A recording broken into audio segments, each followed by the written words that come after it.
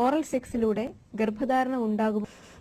Oral sex എന്ന് പറയുന്നത് ഈ സെമൻ എന്ന് പറയുന്ന ഒരു സംഭവം ഗർഭപാത്രം വഴി ചെന്നിട്ട് അതിൽ ബീജമുണ്ട്, സ്പേം.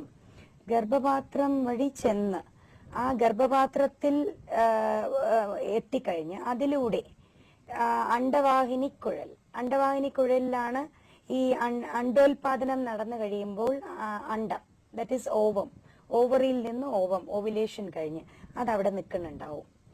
ഈ അണ്ടവാഹിനിക്കുഴലിൽ ആ സമയത്താണ് പെർട്ടിക്കുലർലി ഓവുലേഷൻ സമയം, ഓവുലേഷൻ ആയിരിക്കണം. അതിനെയാണ് നമ്മൾ അൺസേഫ് പീരീഡ് അല്ലെങ്കിൽ പ്രഗ്നൻസി പീരീഡ് എന്ന് പറയുന്നത്.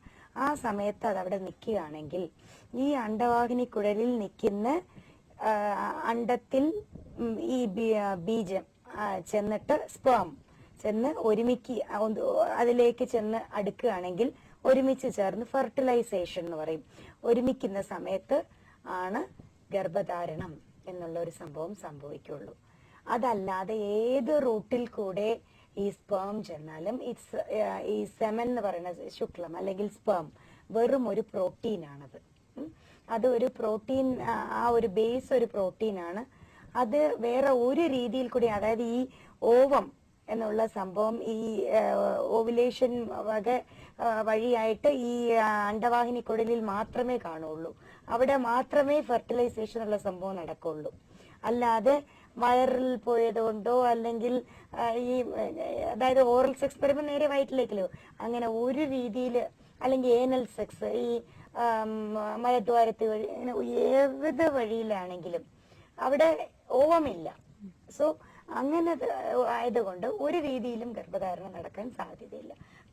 ശരിക്കുള്ള കറക്റ്റായ സെക്ഷുവൽ രീതി എന്ന് പറയുന്നത് വെജൈനൽ സെക്ഷുവൽ രീതി. അത് തന്നെയാണ് ശരിക്കുള്ള ന്യായമായ രീതിയിലുള്ള സെക്ഷുവൽ രീതി എന്ന് പറയുന്നത്. അത് തന്നെയാണ് ശരിക്ക്. അതാണ് ദൈവം അനുവദിച്ചു തന്നിരിക്കുന്നത്. അതായത് സെക്സ് എന്ന് പറയുന്നത് ഒരു ആണിന്റെയും പെണ്ണിന്റെയും സന്തോഷത്തിന് അപ്പുറം ദൈവാധീനമായിട്ട് അത് എന്തുകൊണ്ട് അനുവദിച്ച് തന്നിരിക്കുന്നു എന്ന് വെച്ചാൽ, അങ്ങനെ ഒരു വികാരം എന്തുകൊണ്ട് ആണിനും പെണ്ണിനും ഉണ്ടാകുന്ന വെച്ചാൽ അടുത്ത ഒരു ജനറേഷൻ ഉണ്ടാക്കാൻ, അല്ലെങ്കിൽ ഈ ഈ സന്തതികളില്ലാതെ ഈ മനുഷ്യൻ എന്ന് പറയുന്ന ആ ഒരു പോപ്പുലേഷനെ ഇല്ലാണ്ടായിപ്പോയനെ. മനുഷ്യൻ എന്ന് പറയുന്ന ആ ഒരു സംഭവം തന്നെ ഒരു ഒറ്റ ജനറേഷനോടുകൂടി നിന്ന് പോയനെ.